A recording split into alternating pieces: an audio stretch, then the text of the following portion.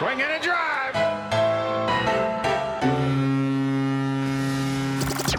Welcome to Red, White, and Blue Jays, the podcast home of Blue Jays Fans UK, a group connecting Blue Jays fans around the UK and beyond, and telling their story. And now, here's the host of Red, White, and Blue Jays, Steve Hunter. Hey everyone, welcome to another edition of Red, White and Blue Jays. Great to have you back for the 2023 season.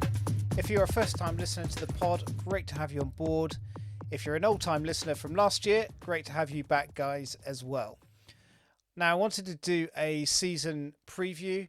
We're just under 2 weeks away from spring training starting, and I couldn't think of anybody better to have back on the podcast than Scott Carson.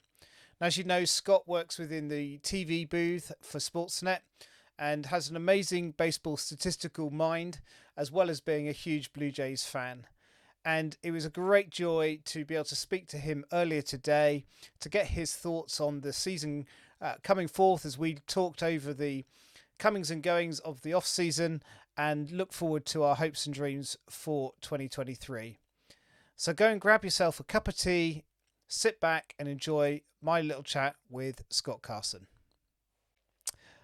Well, a very warm welcome. Thank you for tuning in, guys. Great to have you with us. And as I said in the intro, a really warm welcome back to the pod. Scott, so grateful for your time today. How are you doing, sir? I'm doing great. Our first Sportsnet spring training telecast is a week tomorrow, Sunday, the 26th. And I've been diligently working away because we're showing 16 games this year, which is very rare. It's all the home games. I won't be in Florida. Sportsnet is broadcasting the games remotely as we have in the past.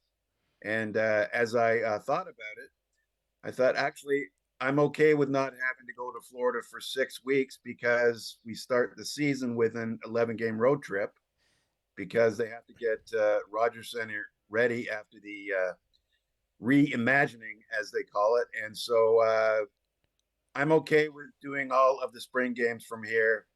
It's not that big a deal. Our commentators will be there, but they'll be voicing over the pictures that we will be getting back in Toronto. So it's not the greatest way to do it, but fans at home won't notice this at all because they'll just be thrilled to see the palm trees and the Blue Jays and all that spring training entails. So I can't wait. I mean, it is amazing what you guys are able to do. I mean, particularly if we sort of cast our minds back to the COVID sort of season and how everything was done remotely, and just the extraordinary ability to be able to commentate on a game that you're, not there or seeing it on screen. I mean, you'd be hard pressed to notice, I think, how well that Dan and Buck and the team did in that time. So so you say they're going to be down there, but you're obviously based up in Toronto. Yeah, Dan and Buck and Hazel will be down there. Yeah, and the rest of our crew, producer producer Doug Walton, director Troy Clara, and myself will be in Control Room 5, as it's known as, at Sportsnet in the massive Rogers building in Toronto. And so, it's not that big a deal now because we've had to do games remotely for, 2.5 years, basically. And I mean, we're used to it. Little bit of adjustment in everybody's jobs, but just the fact that we'll be showing Blue Jays again, warms me up on a very cold Ontario day. So. Warms us all up. Yeah, no, I mean, it feels like an age ago that the off season came to a close, and perhaps that's a good place for us to start. And maybe because we're all still carrying the wounds of what happened in the postseason last year. What was your take on what happened? I mean, particularly in game 2. Obviously, game 1, I felt that they the Mariners were just the better team on the day. Yeah. Went one game up. The excitement, obviously, being in Rogers Centre, that was the big thing that they were playing for the postseason, wasn't it? And, the Toronto crowd, when they get going, is amazing. And they were doing great in that second game. I mean, what was it, seven runs up, and then the wheels start falling off the wagon. What was your take on what was happening? Presumably, you were in the ballpark on the day. Oh yeah, yeah. I was there, and yes, that when they were up 8-1, the place was going absolutely bananas. And then as the Mariners started to chip away, you could feel the energy start to drain out of that place. And as a fan, the Blue Jays have fed off that energy all season, and so 8-1 became 8-3, became 8-5, and you just had a bad feeling. We didn't expect that there would be a massive collision in center field there, and we would lose George Springer for the rest of the game. And when that happened, I've never felt a ballpark go from 60 to 10 miles an hour so quickly. And I've been in that place when it gets quiet, but you could have heard a pin drop. And what happened? Well, I'll tell you my theory about what I think happened. I thought that the fact that they didn't push the starting pitching very hard the whole year, leading to extra relief appearances all season long, it was like dripping water. That the instead of using three relievers in a game, they were using 4 and 5, and ultimately it all came home to roost during that last game where the bullpen was spent. And I firmly believe, I have no numbers to back this up, but the fact that they didn't push the starting pitching all season long, even to get an extra inning, extra couple of batters, no matter what it was, I thought that it became a very leaky bullpen at the end, and unfortunately, it all blew up at the absolute worst possible time. And I have to admit, when that game ended, I've never heard our broadcast booth as quiet as it was as we all packed up, because quite frankly, we were stunned. Like what had happened, it was unfathomable. I just I kind of packed up, said my goodbyes, walked out of the stadium in absolute, I was stunned, and drove home. But luckily, I got halfway home, put on some music, and I just let it wash away. But yes, there is wounds from that, and that definitely led to the moves that they did to upgrade the defense. That it clearly became obvious by the moves that they were making that run prevention was going to be a priority this year. And so I'm hoping with the moves that they made, they brought in some good defensive players, and one of them, Dalton Varsho, because he's in the AL West, we don't see much of him, but everything that I've read and heard on MLB Network or MLB.com, this is a very good left-handed hitting player. And left-handed hitting is going to be key because we were so right-handed last year. Now we got balance with Varsho and Kiermaier, who hopefully is through his injuries, because when he's right, he's an impact player. And Brandon Belt also coming back from injury. If he gets back to the way that he was 2-3 years ago, we should have a very long lineup this year. And the bottom of the lineup, when you also factor in Whit Merrifield, is going to have some speed to it, which with the rule changes and the bigger bases, hopefully, and the shifting to non-shifting, I think this is going to lead to a lot of runs. Everybody thought that the loss of Gurriel and Hernandez was going to hurt the offense. I don't think it's going to be as bad as everybody thought it was going to be when they made those trades.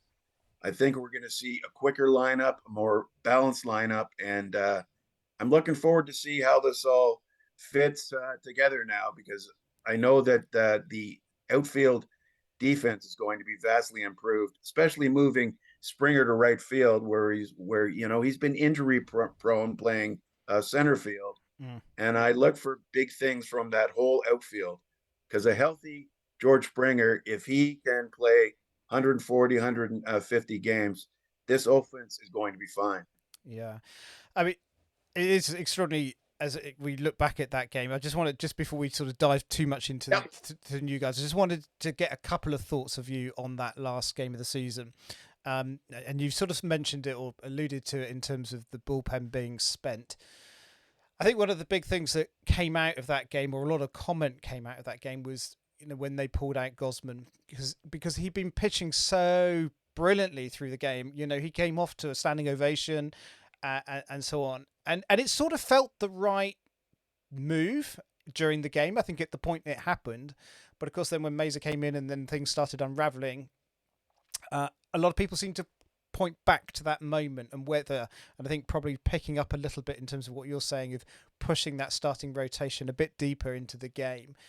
Do you think John Schneider had sort of one eye potentially on what was coming down the road? Is it too easy to make that comment, or was it something that he felt, in the moment, this is the right move for us? Yeah, I really think that in 2022, that was the Blue Jays way. They would try and get their starting pitcher at least two times through the order. I'm a little more old school, and it's like, what do your eyes tell you, not what is on the printout, right? And so when he was pulled, what was it, sixth inning, I think, or Yeah. five and a third, whatever it was, I was a little bit surprised. Kevin Gosman was brought in here to pitch deep into games, and it seemed that that wasn't the way it was going to happen in 2022. There seemed to be like a script almost, where okay, if he gets to this point, let's get him out. Well, they got some big horses now. Mm. Alek Manoah should be pitching at least 7 innings. I really don't care about pitch counts. He looked strong the whole year. And Gosman, let's go later in the game with him. I think the key will be Barrios. If he can be what we think he is, and by bringing in Chris Bassett as well, I think they'll be okay. But definitely what happened at the end of last year was it had happened the whole year. Yeah. Pulled the starting pitching just a stitch too early, put a lot of stress on the bullpen, and Yeah. it all blew up, unfortunately. Yeah, it did. And of course, you've alluded also to the big moment in the outfield with Bo and George in what could have been far worse than it actually was in No doubt. practice. I mean, you just hate seeing those sort of scenes unfold. Again, which I mean, it's not easy to put a finger of blame on anybody, but to me, as a non-baseball player, but looking in, it felt that George was running in on the ball and Bo's obviously backpedaling to get to it. Yeah. Should it have been the outfielder's call on that Yeah, play? yeah, that's always the center fielder's call. Whether he was calling for it or not, who really knows? Because that place was absolutely it was deafening in there. Like I remember when the Jays got in front by 7 runs there. I hadn't heard that place roar like that in a long time, and I'm sure if I was to look back on that play, I've tried to block it out because it was like, oh my, like he could have been really hurt. Sure. Like way worse than he was, but it seemed to be a perfect storm. Bo going back, watching the ball, not looking for George, him not hearing George coming in full bore, and they crashed into each other. And that just kind of tied a real ragged bow on, no pun intended, on last year, because like everybody knows, we were not expecting to be two games and out last year. We really didn't. but as the Mariners proved as they ran deeper into the playoffs, they were a team that was clicking on all cylinders at that time. And I know that we have a new rival again in them, because that certainly left a bad taste in a lot of Blue Jays fans and the team's mouth. And really looking forward to getting out to Seattle with all the Blue Jays fans there Yeah. this season. And like I say, they're a rival now. Anytime that you lose to a team over the years in the playoffs, they become a rival then, even Yep. though we only see them twice a year. So it'll be interesting to see the vibe between those two teams this season. Yeah. And of course, in that game, Robbie Ray was pitching as well, which just brought another Yep. dynamic to the whole episode, didn't it? But as you say, we put those memories into the back of our minds now and focus on what's coming up. And I think one of the first announcements, if I remember rightly, after that game was the offer of the 3-year contract for John Schneider. Yep. All okay with that? Was that the right move? Everybody seemed to be sort of behind him. I think he, what he brought to the team, brought aggressive baseball, I think, more than Montoyo had. So, you happy with the 3-year contract?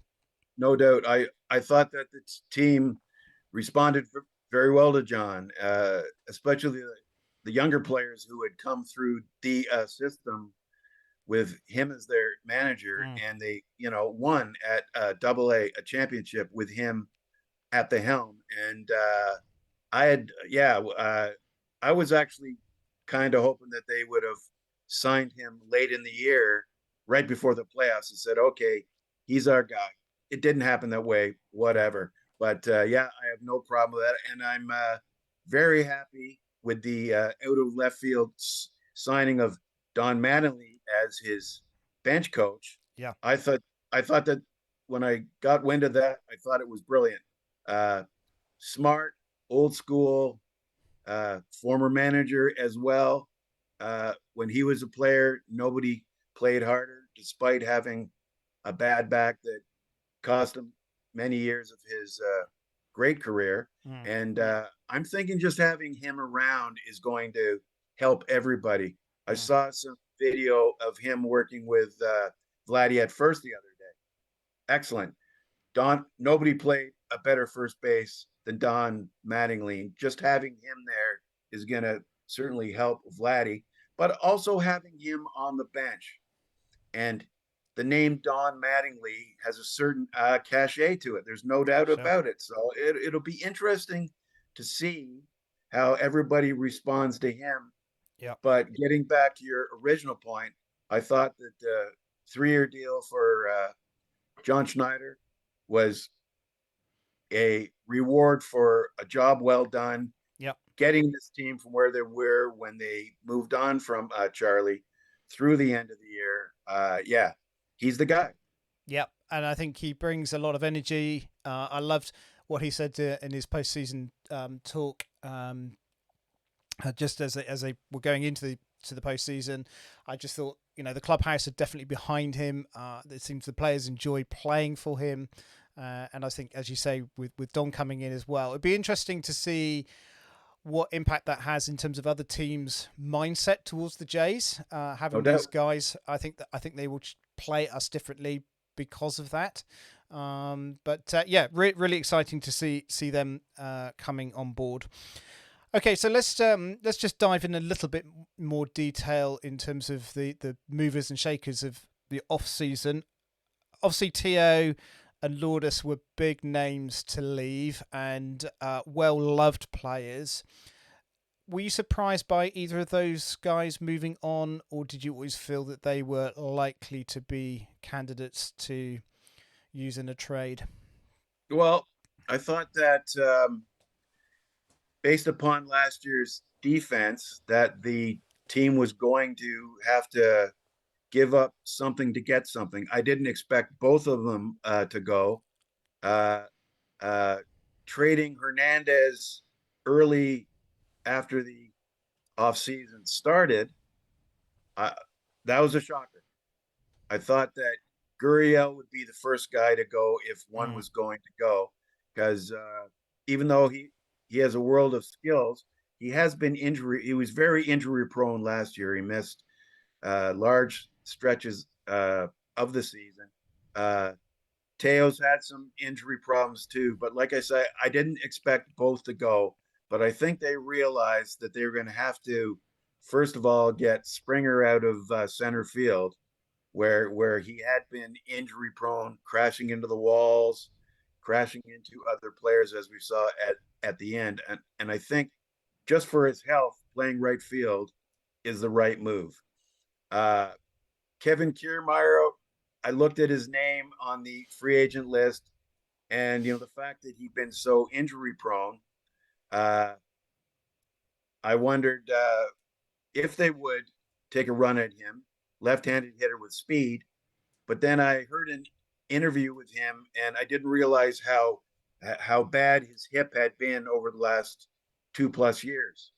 Now he's completely healthy, so that's a good thing. And if he can get back to close to what he was before the hip injury, I think that's going to be a great pickup. And he's going to be hitting down in the order too. And I think that if he, you know, hits like he can hit, he'll be on base when we come around to the top of the order. And I think there will be a lot more RBI opportunities. The same with Merrifield. A lot of people don't realize with Witt, since 2017, he's led the American League in stolen bases. He can go. And I believe he also has had the most hits over that time. So let's get him into the everyday lineup playing second, and we'll see how that goes. Yeah. Varsho in left field was an unknown to me because, like I say, playing on the West Coast, we don't see a lot of Arizona games. And so I've heard nothing but great things about him. And the fact that they had to throw Moreno into the Varsho deal with Lourdes. Yeah, I was going to say that. And the fact that Varsho can catch, like he's a good third catcher to have when they need to go with Jansen and Kirk in the lineup that day, one catching, one DHing. If something were to happen to the catcher that day, they wouldn't have to throw out the DH to bring one of the catchers onto defense. Varsho could fill that role now. So, did I expect that they would trade two of their everyday outfielders? No, but what we got in return, I have no problem with this, and I'm especially looking forward to seeing Eric Swanson, who, as I poured through the numbers to get ready for spring training here, once again, West Coast player, didn't see much of him. Great numbers. I hope it can translate into another piece in the bullpen, because if they lock up the defense and lock up the bullpen, this team can be very good. On paper, very good. We will have to see, of course. Yeah. Oh, always on paper it looks good. To see how it plays out. I mean, just you mentioned about Gabriel Marino going in the deal. I think that was a bit of a surprise for me to see him go. He clearly was an excellent player, great prospect coming through. And I think a lot of talk, certainly last year, of whether Jansen and Kirk would one of them go. Were you surprised it was actually Marino that was the pawn that was made available for that move? I was, but when I thought back to the way, I mean, Kirk is a great hitter, and he's not the face of the franchise, but he's certainly a recognizable player and a fan favorite. The way that Danny Jansen came back from his injury and really hit well down the stretch, I think that upped his stock, and I think internally they thought to themselves, do we really want to deal Danny Jansen to fill a hole? And I guess when it came down to making that trade for Varsho, that they were going to have to give up something of value. And I was glad it wasn't any pitching, because they did have, three major league catchers there. Moreno is still a prospect in my mind. Didn't Sure. play enough that you can really give a true value of him. But what they got back in Varsho, I guess the classic, you have to give to get. Yep. And Varsho's the one guy that I'm really looking forward to. I know that when they made the trade and in subsequent weeks on MLB Network, everybody raves about him. So he's in blue now. And yeah, looking forward to him. Apparently, really good outfielder, too. So that'll Great. be nice, you know. And hopefully he can handle the way that the outfield is now at Rogers Center with all these nooks and crannies to it. Yeah. It'll be interesting to see how that all works. I mean, it's certainly appears that they've turned it into a hitter-friendly ballpark, and so you're going to need defense, especially with no shifting going on either. You're going to need the defense, Yeah. and hopefully he'll bring that uh, to an outfield that was an average one at best last year. Yeah. Well, I want to sort of tail off our chat about the ballpark and the rule changes and stuff. We'll do that Sure. at the end, but Yep. good to mention it there. In terms of one person I was sad to see go over the off-season, free agent Ross Stripling. I felt Yep. he was our unsung hero last year. I think he just did an outstanding job and probably didn't get quite the praise that he deserved. I mean, how much of a loss will he be? Not well. He obviously came into the starting rotation, but supporting role. How much of a loss will he be to the team? Well, I think that'll all depend on the number 5 spot in the rotation. If Kikuchi can pitch like he did out of the bullpen at the end of last year, I mean, yeah, he was still wild, and everything that I've seen from spring training, they've worked with him, tinkering his release point and all that stuff. Uh, I thought they should have re-signed Ross at the end of last year, not even let him get to spring training, Mm. or sorry, to free agency. But I think the sign of Chris Bassett, another one of those that I didn't see coming at all, and that they took some big hits in that rotation last year. Ryu getting hurt did not help early in the year. He only made what six starts.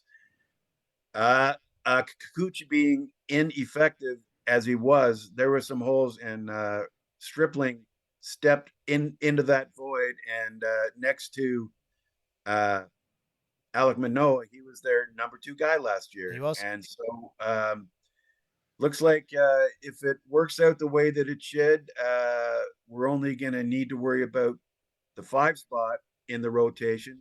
Didn't like to hear that Mitch White, who was okay, I guess, at the end of last year. I mean, was not great, but could certainly eat up innings when allowed. Uh, that means that the number 5 guy right now is Yusei Kikuchi. So let's hope that they can get him on the rails here again, because we only saw it briefly last year, but when he's on, he's he's Yep. he's he's he's good for a number 5. And Yep. so there could still be a move or two to come once all of the camps open up and scouts see, okay, this guy might not make this team and that. But you're right, Stripling will be a loss as he pitched last year. That's going to be Yeah. a lot of outs to get that won't be there this year. Yeah, and I think if we look at Robbie Ray, how he was 2 seasons ago, absolutely brilliant, and then for the Mariners last year wasn't Yep. as strong, so it could be a similar story for Ross. I appreciate that, but I was Yep. sad to see him go. In terms of Ryu, how do you see him fitting into the lineup? Well, from what Tommy John surgery takes a minimum of 1 year. ideally 16 to 18 months, but all indications from what I've heard coming back from Florida is that he's ahead of schedule. Not that he's going to make the team. That would be ridiculous to think that. But I could see him, you know, August, September, making some starts in there, and that's about as good as making a trade at the deadline. If he's right, Yep. because we've seen him right, he's a good uh, bottom of the rotation guy, certainly at a minimum. So everything that I've heard from Florida has been very positive, and that's a good sign. And if they're going well, then they don't have to push him, and that is key here because Tommy John is Tommy John. Mm, Everybody reacts differently to it. So I think if we get him August, September, that'll be a win-win for everybody. yeah. Your starter for opening day, who do you think your money's on for that? Alec Manoa, he Yeah. earned it. I mean, Yeah. he was he was one of the three finalists for Cy Young last year, and he's really blossomed, and he's an absolutely horse to me. Just the mere size of Yeah. him has He's to a be giant. intimidating for the other team, and as we saw with his back and forth with Garrett Cole of the Yankees, he certainly doesn't mind sticking his nose in it. So it'll be interesting to see when he pitches against the Yankees, especially in New York. It'll be interesting to see how the crowd responds because Yankees fans, whole bunch of blowhards, right? And so I'm sure that they're like rubbing their hands, thinking, "Well, yeah, we'll see what you like when you hit Big Mouth." And so it'll be interesting. But yeah, he's our ace now. I mean, Yeah. I've when I tweet about him now, I use hashtag Ace of Jays every time because he's the Great. number one guy. Yeah. He's an absolute horse, and that's great because you need a guy, and the fans love him too. Like on days that he starts when he's walking out to warm up, the place roars, and it's like, Sure. yeah, great. Kind of reminds me of when I was a lot younger. Uh, I won't say Dave Steve because he was a different type of guy, but the ballpark had a certain buzz on days when Dave Steve started, Yeah. and uh, we have the same now with Big Alec, and I look for him to have another really good year. Now, the caveat to everything is injury, of course, but I think if he's healthy, he should take the ball every 5 days, hopefully go 7 innings every 5 days, and that'll take the wear and tear off the bullpen, which, as we spoke of earlier, was a, Yeah. a Big problem factor. last year. Yeah. Yeah. Massive. Chris Bassett, would you see him coming in at 4, presumably in the I, rotation I would behind? think four. I mean, you have to, it's Manoa one, Gosman two, Yeah. Barrios has to be a three just because outside of last year, his track record was so good.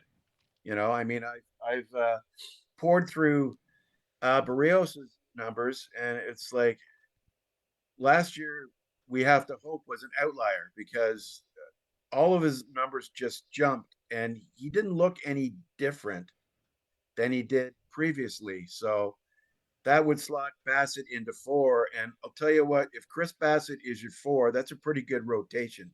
Like I would put our rotation 1 through 4 up against just about anyone across the league. And so if Bassett's your four, and I understand he has many different pitches. Looking forward to seeing him. I remember when he was with Oakland before he went to the Mets. I think we saw him a couple of times, and I remembered thinking to myself, interesting, big, strong guy, loads of different pitches, 5 or 6, I understand.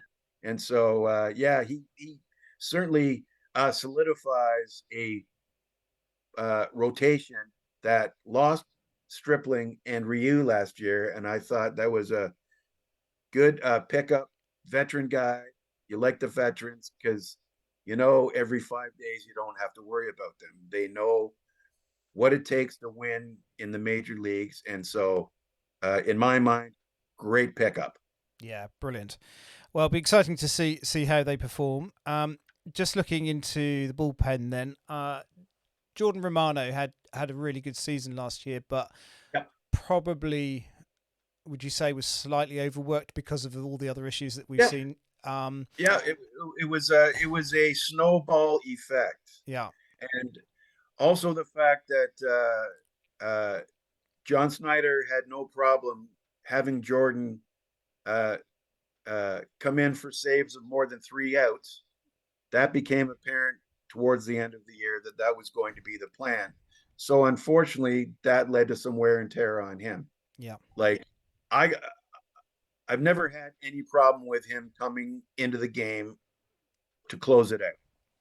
Like when he comes in and the lights all flash red and the place goes crazy, like that's what you want your closer to be like. Make the other team take notice. Not that they didn't know Sure. who he was based upon scouting and video work and stuff. But yeah, I thought that he ran out of gas at the end of last year, and hey, hopefully, like really glad to hear that him and Manoa said no to going to the World Baseball Classic. Mm. I thought, okay, their focus is with the Blue Jays and going deep into the playoffs. And I absolutely applaud that. Yeah. Like, the World Baseball Classic is great. It's loads of fun every, 4 or 5 years. And it's loads of fun to see players playing for their own country.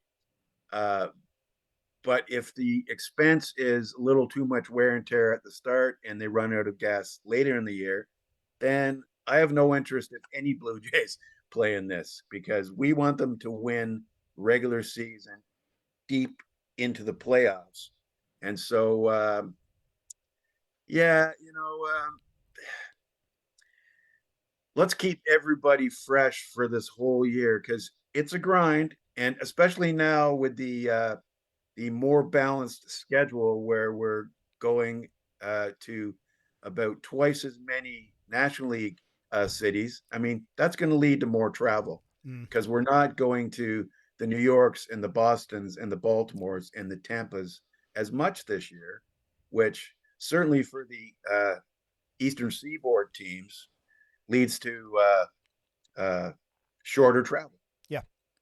less time in the air. So everybody's going to need to be strong and fresh this Mm. whole year because there's going to be a lot more travel. I've already looked at my schedule, and it's like, wow, like instead of 2.5 road trips to the West Coast, now it's 4. Right. And even for uh, guys like us that have to travel on uh, non-charter flights like the team does, Yeah. it can wear you down. And there's a lot of times where this season I'm going to try and travel the next morning so that I'm not flying late at night so I can get proper sleep. Because I Mm. remember one year, I think it was 2000, we did fly on the team charter. And I remember thinking, as good as this is, getting into the next city at 2, 3 in the morning, I was never more tired than that year. Right. So I think the strength and the conditioning and all of that has to come into play because this is going to be a different year. Mm. And hopefully, with the games being shorter, is what we think is going to happen with some of the new rule changes. Hopefully, that means a little less time at the park, back to the hotel at a little better time, and whatever that entails for players' health. So, because certainly my health is being impacted by a lot more long flights this year. Yeah. Yeah. I think it will be interesting to see how all the teams respond in terms of the travel because it is a completely different dynamic. I think it's really Yeah. exciting in terms of baseball as a whole to see the team playing teams that we just don't normally see. And I think you Yeah. mentioned about Bassett being a West Coast player. I think the fact that we're going to see some of these teams a bit more regularly coming through. Yep. It's good for the game. Certainly from a fan's perspective, I'm looking forward to it. But obviously from your perspective, slightly different story. Just want to go just look at the infield a moment, just how we think that's going to line up. We haven't talked about Vladdy at all yet, which is extraordinary that we've gone however many minutes so far and he's not even mentioned. How do you think Vladdy's looking this season coming back into spring training? Oh, I've seen him swing the bat in the cage a couple times from Florida. As I said before, saw him working at first base with bench coach Don Mattingly. I think that's great because he's going to learn some little things. I think Vladdy as a first baseman, I thought he improved and saved a lot of bad throws last year. Everybody likes to get down on Bo and all the errors from short, but thank God we had Vladdy at first. He picked a lot of balls that when they were thrown, you hold your breath almost. And so I think Vladdy as a first baseman, now that he's a first baseman, there was chat before, might play a little third. No. He's a first baseman now. And so it seems like he's working hard at his craft. And as a defensive first baseman, he got better as the year went along. And now that's not a worry for me at all. Yeah, no, that's good. In terms of Bo, obviously he's still going to hold on to the shortstop position. I know a lot of people have talked about, maybe he should be at second, but I think that's never going to happen. The Jays have made it very clear, haven't they, in terms of his role, and I think he just has to graft and keep going, doesn't he? Yeah, it's every time that it seemed that he made a bad throw last year was when he was throwing off balance. Now sometimes you have to do that. Fast runner, you get to the ball at an on spot, and you have to do a flip throw. But hopefully they can work on him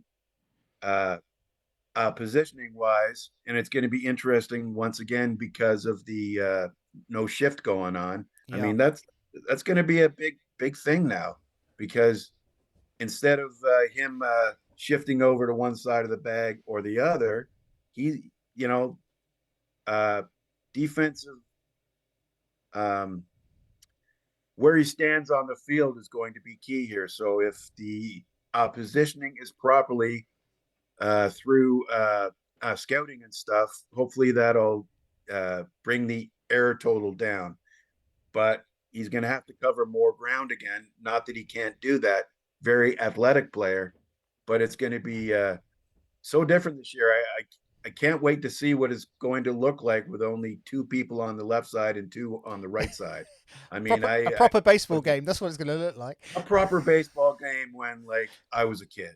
There was none of this, but unfortunately, analytics led to all these things. Well, they just outlawed it now. Yeah, and I applaud that because I think it's going to lead to more offense, certainly. And I think that all these little tweaks and changes that, rule changes are not little, but is going to lead to more offense. And that's never a bad thing, because there's nothing worse than seeing great hitters, even though they should have been able to hit away from the shift, but for whatever reason refused to. Hopefully now that line single between first and second base will not be caught by a rover who would then throw the ball to first. Yeah, I hated seeing that. Guy hits a rocket in between first and second and doesn't get rewarded. I didn't see any entertainment value to that. So it'll be interesting to see how the shifting is going to affect the infielders. Yeah. At second, would you go with Whit Merrifield as your number one starting second baseman? That seems to be the sentiment right now. He when he was the Royals' main second baseman, he was a very good player. He was one of the few good players that the Royals had during those days. I'd like to see him play every day for what he brings offensively. Speed, uh, puts the ball in play a lot, and he'll be down the bottom of the order with Kiermaier. And I think that speed element at the bottom of the order is going to lead to a lot of RBI opportunities at the top of the order. And Sure.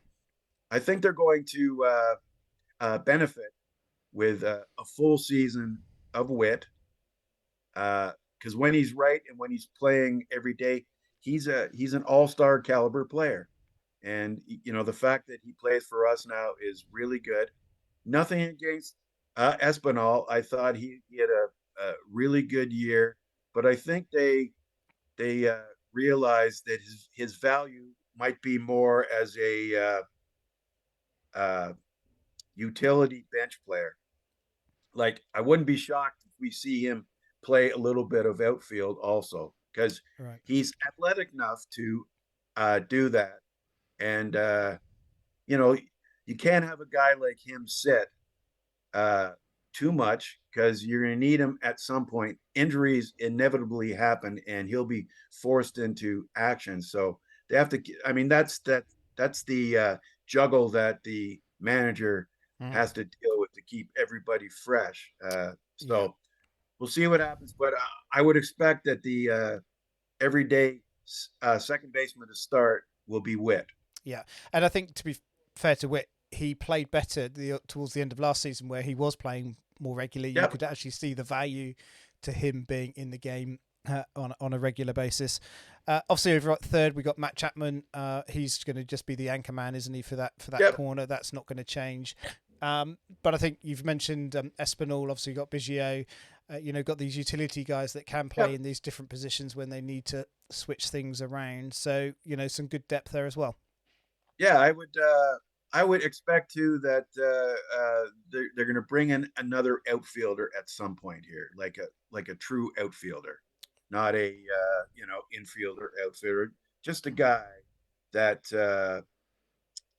like I say, injuries happen and somebody's going to have to play out there, and to use a utility guy in the outfield, I don't think is optimum just for me.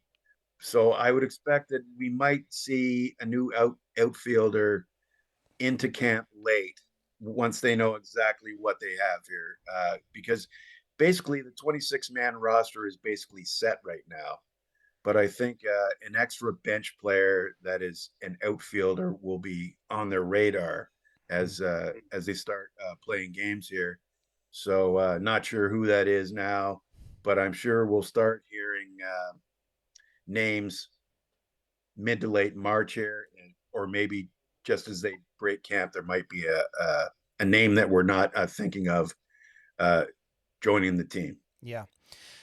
In terms of, we talked a little bit about Roger Centre changes. I mean, obviously, just looking at some of the photos, it's looking very different. I know we sort of had the visuals before the season ended last year, but I hadn't quite appreciated all the colour of the seats were changing, and obviously the outfield wall is changing, and we're bringing the bullpens up and all that sort Yeah. of stuff. What difference is that really going to make to how this park plays? Well, it seems to me because of having the raised bullpens that the fence up to the edge of that pen has changed. There's like a little bit of a bow to it, so I'm sure that's going to lead to some crazy hops and ricochets in that. The fact that the outfield fence is not a uniform height interests me too, because it Yeah. seems like it's going to be higher in some spots. It's going to be jagged and stuff. So it'll be interesting. Uh, the fact that the fences are in uh, two or three spots there intrigues me because I mean, how many times have you watched a game and the ball hits right off the top of the fence and stuff, and now those will be home runs. Yeah. So this team is built for offense, and I don't think that this is going to hurt them offensively. Conversely, though, pitching wise, well, if you're hitting better in the park, your opposition will also hit better in the park. So it'll be 6 of one, half a dozen the other here. So we'll see what that's about. But I would expect that from everything that I've heard and read, it's going to be a hitter-friendly park now, Great. which is never a bad thing. Like No. I would rather watch a 7-5 game than a 3-1 game any day of the week. Yeah. And so, yeah, I mean, everything that I've seen, and I've spoke to a handful of people that were down for the presentation when they revealed exactly was that it's going to be a interesting park. 500 seats all gone. It's going to be like a lounge bar up there. I mean, it's going to be loads of fun, and I'm sure that our fans who are getting younger and younger by the day, it seems. I mean, every year that we lose older fans just because of age and stuff, for every one older fan that's not coming back, two or three younger fans are getting in the queue, right? So I mean, Great. it'll be fun to see. It'll be a different park. I mean, I was at the first ever game there in 89, and that place basically never changed, Yeah. except for some cosmetic changes, but the actual playing field has never changed. So it'll be interesting to see how that works and how our team adapts to a different uh, outfield layout. I think that's going to be key to this year by how they handle new changes after playing in the same park for so Mm. long. Yeah. No, it's exciting to see, and I think any of these developments, which of course are to generate more interest and more fun for the fan to be Yep. engaged in, and I think baseball has quite openly talked about the struggle it's had in terms of getting younger people coming in to watch the game. So if they're doing anything that's going to encourage that, I think that's got to be a massive thumbs up. Obviously, a lot of the rule changes this year coming in for the first time are all really designed, I think, for fan engagement. Any of those that you think you're a little bit concerned about, or are you sort of basically happy with most of the changes that are taking place? Um, I have no concerns about any of the changes. The The pitch count. What was your take on that when you first heard about it? uh, well, I did watch a minor league game last year that had one, and I thought it was interesting. Just uh, just for a pace of play was definitely different. And I think as the game gets younger and so many players are coming out of the minors having played under those rules, I don't think it'll be that much of a problem for them. I think the older players, especially uh, starting pitchers and stuff, who work at a certain pace, and that's what keeps them comfortable. I think there's going to be a major adjustment there. But I mean, this is all being done because, quite frankly, games were being too long. I Yeah. mean, I can say that as somebody who isn't paid by the hour. I mean, there's been there's been games more often than not 320, 3.5 hours was becoming the norm, and it's hard to keep your fans engaged when games are dragging like that. Sure. I mean, you know, I always get the argument from the old school fans. Well, that's what makes the game so great. It's timeless. Well, that's fine, but we don't need to be sitting here for 3.5, 4 hours watching this game. So I'm sure that that will speed things up. From what I've read, 20 to 30 minutes, and you will notice when you're watching a game. Our producer Doug Walton went to the MLB meetings recently, and that was the main theme that they were driving home is that these games are going to be quicker. So stuff like full page graphics, we just won't have time to do those things. I think most of our extra information that you would get will be when we flip the bug, Right. because if they're talking about Vladdy, and I have something that I can flip, which will make what we're saying give it some credence. you're going to see a lot of that this year. I've been working this whole spring, just pouring through numbers, and it's a lot of the uh, analytics stuff that you see a lot of now. Yeah. That's because does it? Do we really need to flip Vladdy last 10 games hitting 300? No, we know he's been hitting well, but when you bring the analytics into it and it's easy to read and easy to understand, I think that'll only benefit our broadcast because telling the old school stories is very prehistoric in my mind. That's not the way that the game is watched or ingested now, and so you'll it'll be the same old Sportsnet broadcast, but it'll have a different feel this year. And quite frankly, I'm excited with this new challenge. As an old school guy, I've had to do a lot of reading. I was actually given a book about understanding analytics this year, and it was like I got the book and I looked at it and I thought, okay. I started leafing through. Just about everything I read made perfect sense. The only reason I've always been kind of reticent to analytics is I don't need some new age numbers to tell me that Mike Trout is a great player. I can see that with my eyes. The eye test tells me that. But that's not what they're looking for now. And so I've had to up my game. And I said, hey, bring it on. Let's do this. Let's see where this goes. And yeah, it'll be a different looking year on TV for sure. It's not going to be the same old same old. Yeah. Well, we're very much looking forward to it, Scott. And yeah, it's exciting that it's only a couple of weeks away, spring training, and then not far beyond that, regular season gets underway. Just as a final thought, where do you feel the Jays are going to end up come the end of the regular season? What do you feel the year looks like?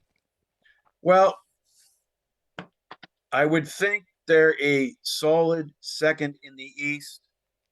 They'll be in the playoffs.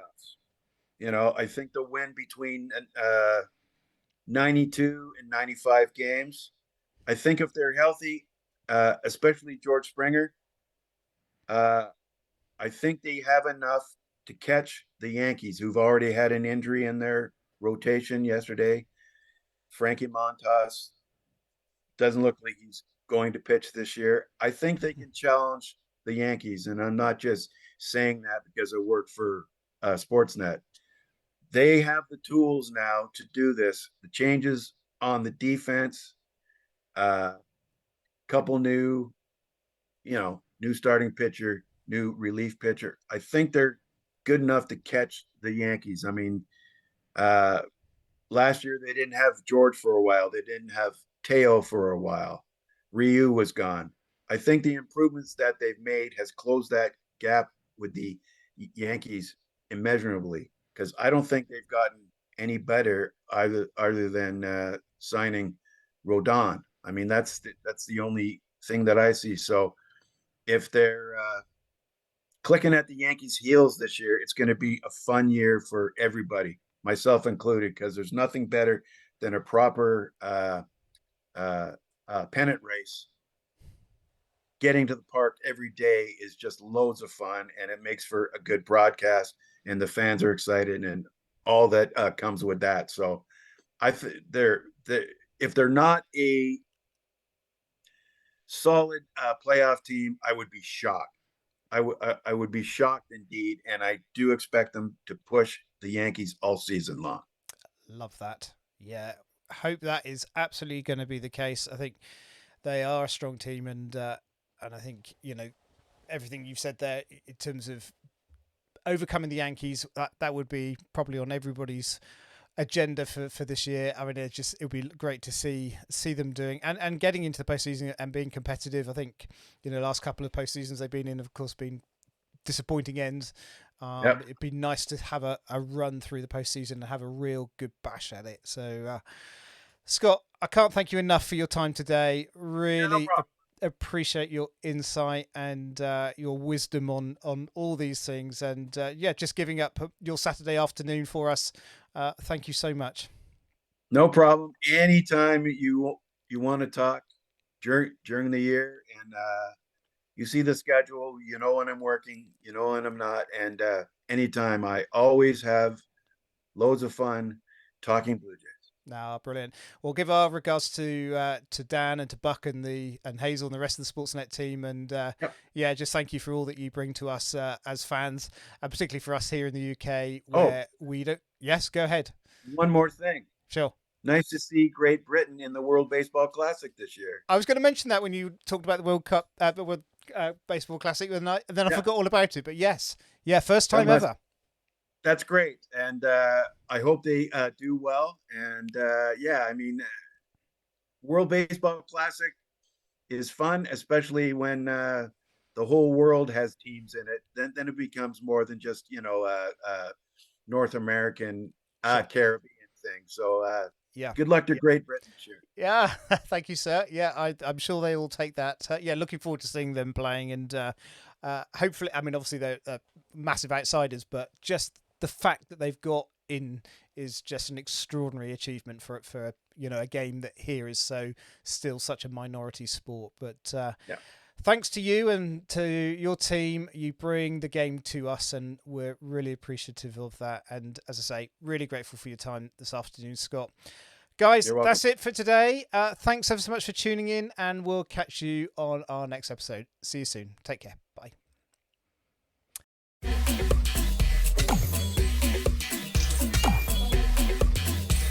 The Red, White, and Blue Jays podcast is a production of Blue Jays Fans UK. If you've got a Blue Jays story to share, let us know. Email us at bluejaysfansuk@gmail.com. And follow along on Twitter and Instagram at Blue Jays Fans UK.